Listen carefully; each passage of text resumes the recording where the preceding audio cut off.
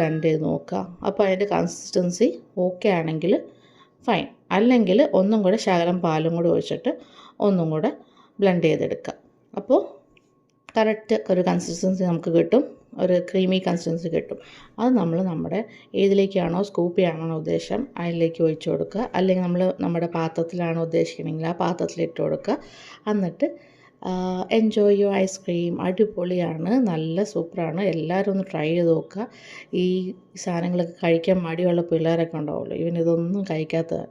അപ്പോൾ ഒന്ന് കഴിപ്പിച്ച് നോക്കാൻ ഒന്ന് ട്രൈ ചെയ്ത് നോക്കിയതാണ്. ശകലം കഴിച്ചു, സക്സസ് ആയി. Okay, see you again, bye by.